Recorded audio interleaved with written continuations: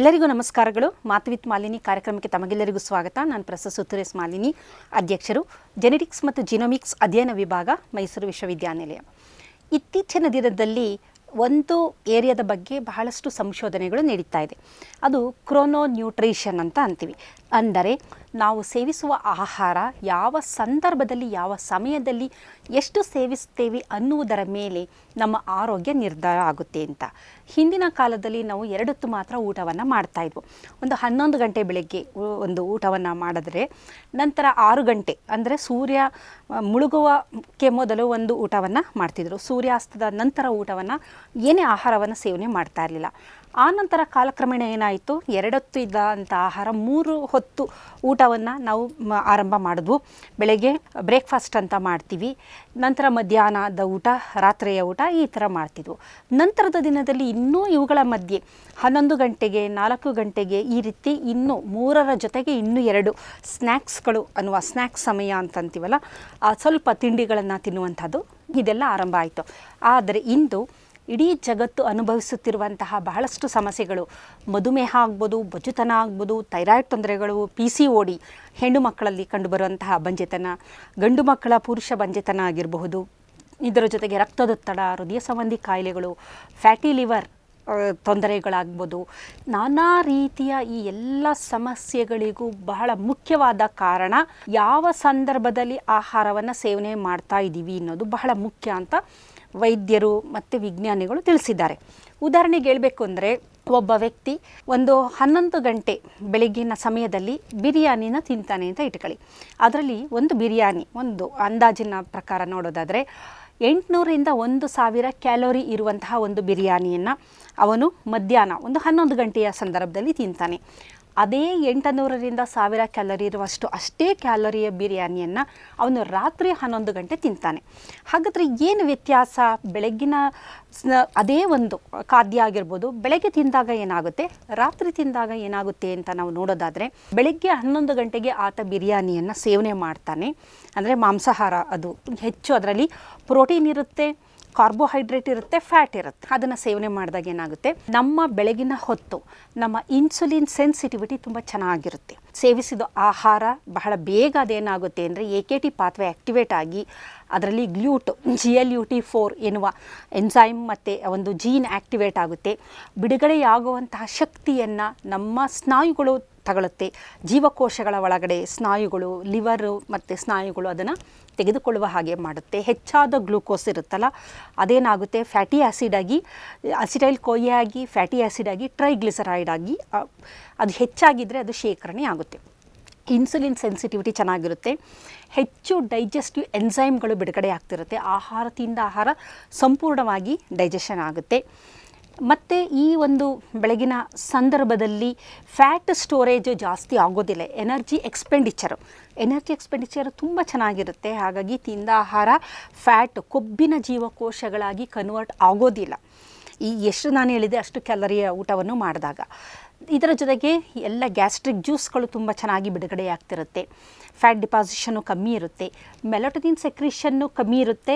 Pancreatic ಎನ್ಸೈಮ್ಸ್ಗಳು ಜಾಸ್ತಿ ಬಿಡುಗಡೆ ಆಗ್ತಿರುತ್ತೆ. ಎನರ್ಜಿ ಎಕ್ಸ್ಪೆಂಡಿಚರ್ ಚೆನ್ನಾಗಿರುತ್ತೆ. ಮೈಟೊಕಾಂಡ್ರಿಯಾ ಆ್ಯಕ್ಟಿವ್ ಆಗಿರುತ್ತೆ. ಇದೆಲ್ಲ ಬೆಳಗಿನ ಹೊತ್ತು ನಡೆಯುವಂತಹ ಕ್ರಿಯೆ.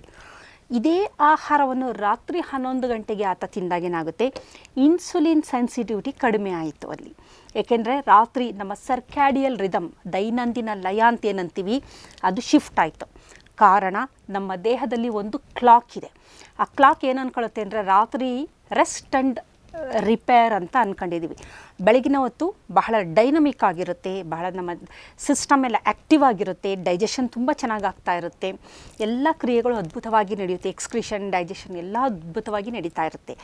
ರಾತ್ರಿಯ ಹೊತ್ತು ಅದು ರಿಪೇರ್ ಮೋಡ್ಗೆ ಹೋಗುತ್ತೆ, ರೆಸ್ಟ್ ಆ್ಯಂಡ್ ರಿಪೇರ್ ಮೋಡ್ ಅಂತ.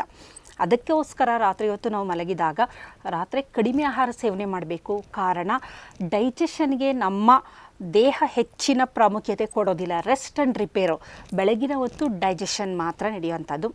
ರೆಸ್ಟ್ ಆ್ಯಂಡ್ ರಿಪೇರ್ ಆಗಬೇಕು ಅಂದರೆ ಕಡಿಮೆ ಆಹಾರನ ನಾವು ಸೇವನೆ ಮಾಡಬೇಕು. ಆವಾಗ ನಮ್ಮ ದೇಹ ರಿಪೇರ್ ಮೋಡ್ಗೆ ಹೋಗುತ್ತೆ.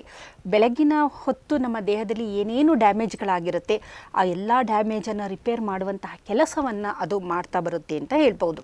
ರಾತ್ರಿ ಹೊತ್ತು ಸೇವನೆ ಮಾಡಿದ ಇನ್ಸುಲಿನ್ ಸೆನ್ಸಿಟಿವಿಟಿ ತುಂಬ ಕಡಿಮೆ ಆಯಿತು. ನಂತರ ಎನರ್ಜಿ ಎಕ್ಸ್ಪೆಂಡಿಚರು ಇಲ್ಲವೇ ಇಲ್ಲ. ಇದರ ಜೊತೆಗೆ ಡೈಜೆಸ್ಟಿವ್ ಎನ್ಸೈಮ್ಗಳು ಬಿಡುಗಡೆ ಆಗ್ತಾ ಇಲ್ಲ. ಏಕೆಂದರೆ ರಾತ್ರಿ ಹೊತ್ತು ಅದು ದೇಹ ಅದಕ್ಕೆ ಒಂದು ಲಯ ಇದೆ, ರಾತ್ರಿ ಹೊತ್ತು ಬಿಡುಗಡೆ ಆಗೋದಿಲ್ಲ. ಡೈಜೆಸ್ಟಿವ್ ಎನ್ಸೈಮ್ ಬಿಡುಗಡೆ ಆಗ್ತಾ ಇಲ್ಲ, ಆಹಾರ ಡೈಜೆಷನ್ ಆಗ್ತಾ ಇಲ್ಲ. ಇದರ ಜೊತೆಯಲ್ಲಿ ಇದು ಫ್ಯಾಟ್ ಸ್ಟೋರೇಜ್ ಆಗಿ ಮಾರ್ಪಾಡಾಗ್ತಾ ಇದೆ. ಅದು ದೇಹದ ಕೆಲವು ಭಾಗಗಳಲ್ಲಿ ಫ್ಯಾಟ್ ಸ್ಟೋರ್ ಆಗುತ್ತೆ. ಫ್ಯಾಟ್ ಸೆಲ್ಸ್ಗಳು ಒಂದು ಎಂಡೋಕ್ರೈನ್ ಆರ್ಗನ್ ಥರ ಕೆಲಸ ಮಾಡುತ್ತೆ. ಹಾಗಾಗಿ ಅದೇನಾಗುತ್ತೆ, ಕೆಲವೊಂದು ಹಾರ್ಮೋನ್ಗಳನ್ನು ರಿಲೀಸ್ ಮಾಡ್ತಾ ಬರುತ್ತೆ. ಫ್ಯಾಟ್ ದೇಹದಲ್ಲಿ ಜಾಸ್ತಿ ಆದಂತೆ ಪ್ರಮುಖವಾಗಿ ಇನ್ಫ್ಲಮೇಷನ್ನನ್ನು ಉಂಟು ಮಾಡುವ ಹಾರ್ಮೋನ್ಗಳನ್ನು ಬಿಡುಗಡೆ ಮಾಡೋದ್ರಿಂದ ಕೊಬ್ಬಿನಿಂದಾಗಿ ಅಥವಾ ಒಬಿಸಿಟಿಯಿಂದಾಗಿ ಹಲವಾರು ರೀತಿಯ ಹಾರ್ಮೋನಲ್ ಇಂಬ್ಯಾಲೆನ್ಸ್ಗಳು, ತೊಂದರೆಗಳು, ಬಂಜೆತನ, ಆಮೇಲೆ ಟೈಪ್ 2 ಡಯಾಬಿಟಿಕ್ ಕಂಡೀಷನ್, ಮಧುಮೇಹ ಇವೆಲ್ಲ ಬರುವಂತಹದ್ದು ಕೊಬ್ಬಿನಿಂದಾಗಿ. ಇದು ಏನಕ್ಕಾಗ್ತಾ ಇದೆ ಅಂದರೆ, ನಾವು ಆ ವೇಳೆಯಲ್ಲಿ ಸರಿಯಾದ ಸಮಯವಲ್ಲದ ಸಮಯದಲ್ಲಿ ಆಹಾರ ಸೇವನೆಯನ್ನು ಮಾಡ್ತಾಯಿದ್ವಿ. ಆಹಾರ ಸೇವನೆ ಮಾಡಿಬಿಟ್ಟು ನಿದ್ದೆ ಮಾಡ್ತಾ ಇದ್ದಾರೆ. ಹಾಗಾಗಿ ಏನಾಗ್ತಾ ಇದೆ ಅಂದರೆ, ರಿಪೇರ್ ಮೋಡ್ಗೆ ಹೋಗಬೇಕಾಗಿರೋದು ಡೈಜೆಸ್ಟಿವ್ ಮೋಡ್ಗೆ ಹೋಯಿತು ದೇಹ. ಅದರ ಸಂಪೂರ್ಣ ಕಾನ್ಸಂಟ್ರೇಷನು ಡೈಜೆಷನ್ ಮೇಲೆ ಹೋಯಿತು. ದೇಹದಲ್ಲಿ ಬಿಡುಗಡೆಯಾಗಬೇಕಾಗಿದ್ದಂತಹ ಗ್ರೋತ್ ಹಾರ್ಮೋನ್ಗಳು ಬಿಡುಗಡೆ ಆಗ್ತಾ ಇಲ್ಲ. ಮಲಗಿದಾಗ ಬಿಡುಗಡೆಯಾಗುವಂತಹ ಬಹಳ ಪ್ರಮುಖವಾದ ಮೆಲೋಟನಿನ್ ಬಿಡುಗಡೆ ಆಗ್ತಾ ಇಲ್ಲ. ಅದರ ಬದಲು ಪ್ಯಾನ್ಕ್ರಿಯಾಟಿಕ್ ಜ್ಯೂಸ್ಗಳು ಸ್ವಲ್ಪ ಬಿಡುಗಡೆ ಆಗ್ತಿದೆ. ಇಲ್ಲಿ ಸಂಪೂರ್ಣವಾಗಿ ಪ್ಯಾನ್ಕ್ರಿಯಾಟಿಕ್ ಜ್ಯೂಸು ಬಿಡುಗಡೆ ಆಗ್ತಿಲ್ಲ, ಮೆಲೋಟನಿನ್ನು ಬಿಡುಗಡೆ ಆಗ್ತಿಲ್ಲ. ಈ ಥರದ ಒಂದು ಅತಂತ್ರ ಸ್ಥಿತಿಯಲ್ಲಿ ನಾವು ಇದ್ದೀವಿ ಅನ್ನೋದನ್ನು ನಾವು ತಿಳ್ಕೋಬೇಕು. ಇಲ್ಲೇನಾಗುತ್ತೆ, ಫ್ಯಾಟ್ ಡೆಪಾಸಿಷನು ಜಾಸ್ತಿ ಆಯಿತು, ಲೈಪೋಜೆನೆಸಿಸ್ ಅಂತ ಕರಿತೀವಿ. ಗ್ಲೂಕೋಸ್ ಏನಾಯಿತು, ಅಸಿಟೈಲ್ ಕೊಯ್ಯೆ ಆಗಿ, ಫ್ಯಾಟಿ ಆ್ಯಸಿಡ್ ಆಗಿ, ಟ್ರೈಗ್ಲಿಸರೈಡ್ ಆಗಿ ನಮ್ಮ ಲಿವರಲ್ಲಿ ಶೇಖರಣೆ ಆಯಿತು. ಲಿವರಿಂದ ಅದು ಹೋಗ್ತಿಲ್ಲ, ಲಿವರಲ್ಲಿ ಹೆಚ್ಚು ಹೆಚ್ಚು ಈ ಒಂದು ಫ್ಯಾಟ್ ಶೇಖರಣೆ ಆಗೋದ್ರಿಂದ ಫ್ಯಾಟಿ ಲಿವರ್ ಸಿಂಡ್ರೋಮ್ ಅಂತ ಕರಿತೀವಿ. ಯಾರು ರಾತ್ರಿಯ ಹೊತ್ತು ವೇಳೆಯಲ್ಲಿ 10 ಗಂಟೆ 11 ಗಂಟೆಯಲ್ಲಿ ಊಟ ಮಾಡಿ ಮಲಗ್ತಾರೆ ಅಂಥವರಿಗೆ ಫ್ಯಾಟಿ ಲಿವರ್ ಸಿಂಡ್ರೋಮ್ ಅಥವಾ ಫ್ಯಾಟಿ ಲಿವರ್ ಡಿಸೀಸ್ ಹೆಚ್ಚಾಗುತ್ತಿರುವುದೇ ಇದೇ ಒಂದು ಕಾರಣ. ಹಿಂದೆಲ್ಲ ಬಹಳ ಬೇಗ ಊಟ ಮಾಡ್ತಾಯಿದ್ರು. ಬಟ್ ಇವತ್ತೇನಾಗಿದೆ ಅಂತಂದರೆ, ಬಹಳಷ್ಟು ನಲ್ಲಿ ಕೆಲಸ ಮಾಡುವಂಥವರು ರಾತ್ರಿಯ ಹೊತ್ತು ಕೆಲಸ ಮಾಡ್ತಾ ಇರ್ತಾರೆ, ರಾತ್ರಿಯ ಸಂದರ್ಭದಲ್ಲಿ ಊಟ ಮಾಡ್ತಾರೆ. ಆವಾಗ ದೇಹ ಏನಾಗಿರುತ್ತೆ, ರೆಸ್ಟ್ ಮೋಡ್ಗೆ ಹೋಗ್ತಾ ಇರುತ್ತೆ. ಅಂಥ ಸಂದರ್ಭದಲ್ಲಿ ಏನಾಗುತ್ತೆ, ಅದು ಅವರು ಸೇವಿಸುವ ಆಹಾರ ಡೈಜೆಸ್ಟ್ ಸರಿಯಾಗಿ ಆಗಿ ಅದು ಜೀವಕೋಶ ಸ್ನಾಯುಗಳ ಒಳಗಡೆ ಹೋಗ್ತಾ ಇಲ್ಲ, ಅದು ಸರಿಯಾಗಿ ಕೆಲಸ ಮಾಡ್ತಾ ಇಲ್ಲ. ಅದರ ಬದಲೇನಾಗಿದೆ, ಅದು ಫ್ಯಾಟಿ ಆ್ಯಸಿಡ್ ಆಗಿ, ಅಸಿಟೈಲ್ ಕೊಯ್ಯೆ ಆಗಿ, ಫ್ಯಾಟಿ ಆ್ಯಸಿಡ್ ಆಗಿ, ಟ್ರೈಗ್ಲಿಸರೈಡ್ ಆಗಿ ನಮ್ಮ ಲಿವರಲ್ಲಿ ಸೇರ್ತಾ ಇದೆ. ಹಾಗಾಗಿ ಇದು ಮುಂದಿನ ದಿನದಲ್ಲಿ ನಾನಾ ರೀತಿಯ ವಿಸರಲ್ ಫ್ಯಾಟ್ ಅಂತ ನಾವೇನಂತೀವಿ, ವಿಸರಲ್ ಫ್ಯಾಟ್ಗಳು ಜಾಸ್ತಿ ಆಗ್ತಾ ಇದೆ. ಇದು ನಮ್ಮ ಮೆಟಬಾಲಿಕ್ ಪಾತ್ವೇಯನ್ನೇ ಸಂಪೂರ್ಣವಾಗಿ ಏರುಪೇರು ಮಾಡ್ತಾ ಇದೆ ಅಂತ ಹೇಳ್ಬೋದು. ರಾತ್ರಿ ಹೊತ್ತು ಆಹಾರ ಸೇವನೆ ಮಾಡಿದಾಗ ಏನಾಗುತ್ತೆ ಅಂದರೆ, ಬೆಳಗಿನ ಹೊತ್ತು ಆಹಾರ ಸೇವನೆ ಮಾಡಿದಾಗ ಕೆಲವೊಂದು ಬ್ಯಾಕ್ಟೀರಿಯಾಗಳು ಆ್ಯಕ್ಟಿವೇಟ್ ಆಗುತ್ತೆ, ರಾತ್ರಿಯ ಹೊತ್ತು ಆಹಾರ ಸೇವನೆ ಮಾಡಿದಾಗ ಬೇರೆ ಬ್ಯಾಕ್ಟೀರಿಯಾಗಳು ಆ್ಯಕ್ಟಿವೇಟ್ ಆಗುತ್ತೆ. ಹಾಗಾಗಿ ರಾತ್ರಿ ಹೊತ್ತು ಆಹಾರ ಸೇವನೆ ಮಾಡಿದಂತಹ ಸಂದರ್ಭದಲ್ಲಿ ಎಂಡೋಟಾಕ್ಸಿನ್ ಅಥವಾ ಅನಾನುಕೂಲಕರ ಬ್ಯಾಕ್ಟೀರಿಯಾಗಳ ಸಂಖ್ಯೆ ಜಾಸ್ತಿ ಇರೋದರಿಂದ ಅದು ನಮ್ಮ ದೇಹದಲ್ಲಿ ಒಂದು ಸೈಕಲ್ ಇದೆ, ಒಂದು ಕ್ಲಾಕ್ ಇದೆ. ಬೆಳಗಿನ ಹೊತ್ತು ಒಳ್ಳೆ ಬ್ಯಾಕ್ಟೀರಿಯಾಗಳು ಜಾಸ್ತಿ ಇರುತ್ತೆ, ರಾತ್ರಿ ಹೊತ್ತು ಮಲಗಿದಾಗ ಸ್ವಲ್ಪ ಕೆಟ್ಟ ಬ್ಯಾಕ್ಟೀರಿಯಾಗಳು ಅಂತ ಏನಂತೀವಿ, ದೇಹಕ್ಕೆ ತೊಂದರೆ ಮಾಡುವ ಅವು ಜಾಸ್ತಿ ಇರುತ್ತೆ. ಆ ಸಂದರ್ಭದಲ್ಲಿ ನಾವು ಆಹಾರ ಸೇವನೆ ಮಾಡದೇ ಇರೋದ್ರಿಂದ ಆ ಬ್ಯಾಕ್ಟೀರಿಯಾಗಳ ಒಂದು ಸಂಖ್ಯೆ ಕಂಟ್ರೋಲ್ ಆಗ್ತಾ ಇರುತ್ತೆ. ಯಾವಾಗ ನಾವು ರಾತ್ರಿಯ ಹೊತ್ತು ಊಟವನ್ನು ಆರಂಭ ಮಾಡ್ತೀವಿ, ಈ ಕೆಟ್ಟ ಬ್ಯಾಕ್ಟೀರಿಯಾಗಳ ಸಂಖ್ಯೆ ವೃದ್ಧಿ ಆಗೋಕ್ಕೆ ಆರಂಭ ಆಗುತ್ತೆ. ಇದರಿಂದ ಎಂಡೋಟಾಕ್ಸಿನ್ ಅನ್ನುವ ಒಂದು ವಿಷವನ್ನು ಅದು ಬಿಡುಗಡೆ ಮಾಡ್ತಾ ಬರುತ್ತೆ. ಅದು ನಮಗೆ ಗೊತ್ತಿಲ್ಲದಂತೆ ನಮ್ಮ ದೇಹದಲ್ಲಿ ಉರಿಯೂತ ಅಥವಾ ಇನ್ಫ್ಲಮೇಷನ್ ಅನ್ನುವನ್ನ ಜಾಸ್ತಿ ಮಾಡ್ತಾ ಬರುತ್ತೆ, ಇನ್ಫ್ಲಮೇಟರಿ ಪಾತ್ವೇಯನ್ನು ಆ್ಯಕ್ಟಿವೇಟ್ ಮಾಡ್ತಾ ಬರುತ್ತೆ. ಇಲ್ಲಿ ಆಕ್ಸಿಡೇಟಿವ್ ಸ್ಟ್ರೆಸ್ ಜಾಸ್ತಿ ಆಗ್ತಾ ಬರುತ್ತೆ ದೇಹದಲ್ಲಿ ನಮಗೆ ಅರಿವಿಲ್ಲದಂತೆ. ಹಾಗಾಗಿ ಡಿಸ್ಬಯಾಸಿಸ್ಸು ಅಥವಾ ಲೀಕಿ ಗಟ್ ಸಿಂಡ್ರೋಮು, ಇರಿಟಬಲ್ ಬೌವೆಲ್ ಸಿಂಡ್ರೋಮು, ಈ ಥರ ಹೊಸ ಹೊಸ ಪದಗಳು ಇತ್ತೀಚಿನ ದಿನದಲ್ಲಿ, ಹೊಸ ಹೊಸ ಕಾಯಿಲೆಗಳು, ಇವೆಲ್ಲ ದೇಹದ ತೊಂದರೆಗಳು ಜಾಸ್ತಿ ಆಗ್ತಾ ಇದೆ. ಹಿಂದೆ ಒಂದು 20-30 ವರ್ಷಗಳ ಹಿಂದೆ ಲೀಕಿ ಗಟ್ ಸಿಂಡ್ರೋಮ್ ಆಗ್ಬೋದು, ಇರಿಟಬಲ್ ಬೊವೆಲ್ ಸಿಂಡ್ರೋಮ್ ಆಗಿರ್ಬೋದು, ಆಮೇಲೆ ಗ್ಯಾಸ್ಟ್ರೈಟಿಕ್ ಪ್ರಾಬ್ಲಮ್ಸ್ ಏನಿದೆ ಇತ್ತೀಚಿನ ದಿನದಲ್ಲಿ ಜನ ಬಹಳಷ್ಟು ತೊಂದರೆಗೆ ಒಳಪಡ್ತಾರಲ್ಲ, ಅವುಗಳೆಲ್ಲ ಬಹಳ ಕಡಿಮೆ ಇರ್ತಾಯಿತ್ತು. ಆದರೆ ಇಂದೇನಾಗಿದೆ, auto immune ಪ್ರಾಬ್ಲಮ್ಗಳು, irritable bowel syndrome ಈ ಥರದ್ದು ಹೆಚ್ಚಾಗ್ತಾ ಇದೆ. ಕಾರಣ ಏನಂತಂದರೆ ಈ ನಮ್ಮ ಗಟ್ ಮೈಕ್ರೋಬಯೋಮ್, ಈ ಬ್ಯಾಕ್ಟೀರಿಯಾಗಳ ಒಂದು ಅಸಮತೋಲನ. ಯಾವಾಗಲೂ ಒಳ್ಳೆ ಬ್ಯಾಕ್ಟೀರಿಯಾ ಜಾಸ್ತಿ ಇರಬೇಕು. ಯಾವಾಗ ಬೆಳಗಿನ ಹೊತ್ತು ಆಹಾರ ಸೇವನೆ ಮಾಡ್ತೀವಿ ಒಳ್ಳೆ ಬ್ಯಾಕ್ಟೀರಿಯಾ ಜಾಸ್ತಿ ಇರುತ್ತೆ, ರಾತ್ರಿ ಹೊತ್ತು ಆಹಾರ ಸೇವನೆ ಮಾಡ್ತೀವಿ ಕೆಟ್ಟ ಬ್ಯಾಕ್ಟೀರಿಯಾಗಳು ಜಾಸ್ತಿ ಆಗ್ತಾ ಬರುತ್ತೆ. ಡಿಸ್ಬಯಾಸಿಸ್ ಎನ್ನುವ ಒಂದು ಕಂಡೀಷನ್ ಕ್ರಿಯೇಟ್ ಮಾಡುತ್ತೆ.